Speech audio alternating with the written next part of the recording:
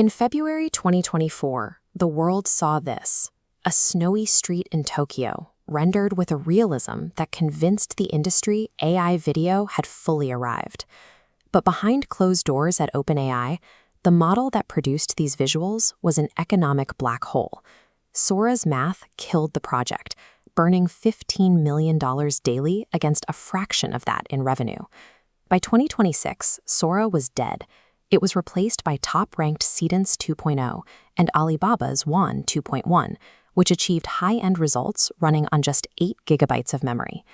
Instead of requiring expensive cloud setups, these new systems generated high-fidelity, continuous motion natively on standard consumer hardware and local desktop GPUs.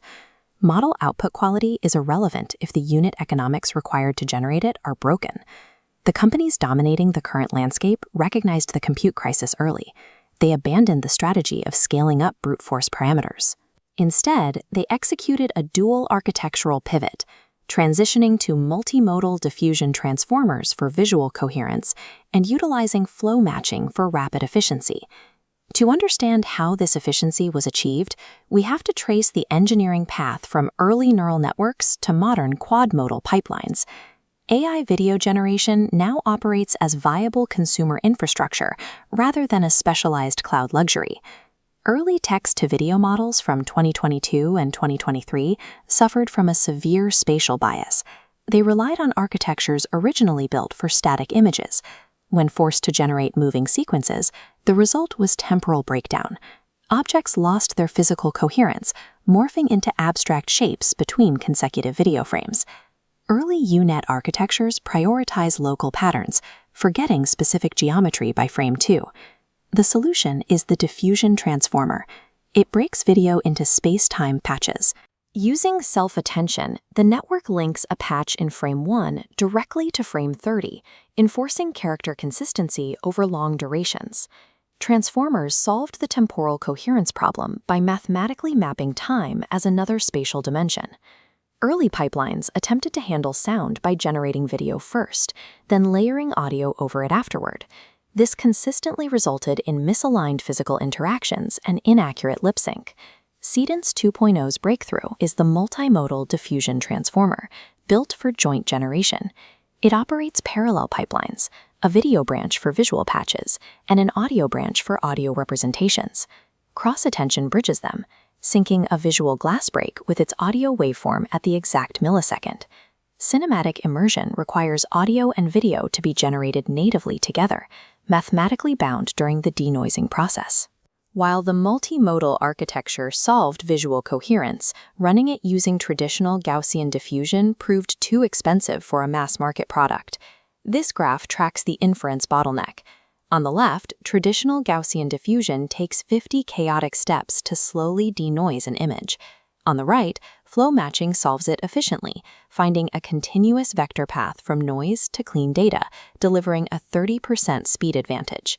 Escaping Sora's fate required abandoning the mathematical process that started the AI image revolution in favor of direct vector flows. These mathematical inefficiencies allow models to bypass the physical memory limits of a single graphics processing unit. ByteDance developed deep compression flow architecture for Helios. Full-resolution frames compress to 1/8 size. Hierarchical memory stores only necessities: short-term high detail, mid-term compressed, and long-term spatial layout. This allows a 14 billion parameter model to output nearly 20 frames per second on a single H100. Ruthless data compression enabled the transition from 4-second clips to 3-minute films. This compute efficiency directly controls modern production budgets. This matrix outlines high-fidelity video costs. Kling 3.0 sits at 7 cents per second, Seedance at 25, and Veo 3 at 50. By blending these tiers, using value models for volume shots and premium models for hero shots, total production costs drop by 60%. The financial threshold for professional video production has fallen below the cost of traditional stock footage. Because the technical execution is now reliable, simple text commands are no longer sufficient to produce competitive work. The quad-modal input system is the new standard. Users fill distinct slots for 9 reference images, 3 videos, and 3 audio files simultaneously. Combining these 12 references enforces a first-frame anchor, locking the model onto exact details to maintain character consistency over multi-minute durations. With the latent space rigidly constrained, a creator actively directs the camera path, lighting setup, and physical performance. The industry bottleneck has moved away from generation tools and onto human curation and multi-shot storytelling. The models have mastered the execution. The premium value in media now relies on human creative intent and directorial control.